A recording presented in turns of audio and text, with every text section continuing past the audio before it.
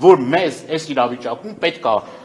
պետք են հմուտ ղեկավարներ, պետք են փորձառու ղեկավարներ, պետք են դա բանակցողներ եւ ոչ թե մարդիկ, որոնք որ տարածաշրջանը եռում է մի օր կուկուրուզ օպերացիան, մի օր պերաշկի օպերացիան, մի օր ես չգիտեմ քաբաբ ու շաուրմա օպերացիան, ինչ դա նույնիսկ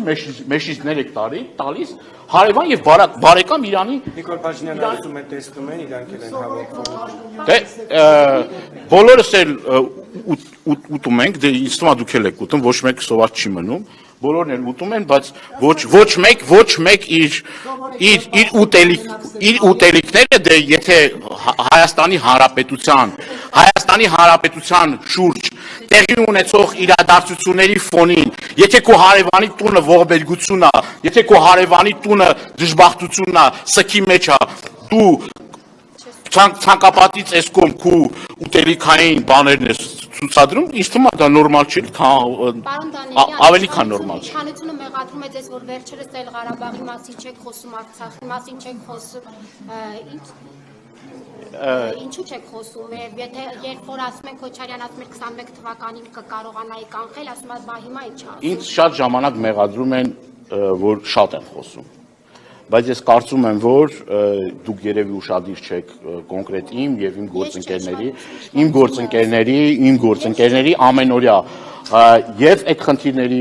մեր արցախցի քույր եղբայրների խնդիրների, անձնագրային խնդիրների, կեցության իրավունքի, վերադարձի իրավունքի մասին, այսօր անգամ վերադարձի իրավունքի հարցը բանակցային սեղանին դրված չէ։ Մենք ինչ ենք ասել, նաև մեր համագումարի ժամանակ, որ Արցախի վերադարձի հարցը պետք է դրվի բանակցային սեղանին։ Դա այն իրավունքն է, որը որ պաշտպանվում է գրեթե բոլոր պետությունների կողմից, եւ դա անկալելի է բոլոր պետությունների կողմից։ Նորմալ պետությունների մասին է խոսքը, ավտորիտար պետությունների մասին չի խոսքը։ Եվ դա այդ օրակարգի մասին մենք շատ ենք խոսել։ Գրեթե ամենօրյա ռեժիմով ենք խոսել, էլ չգիտեմ, էլ ոնց պետք է խոսանք։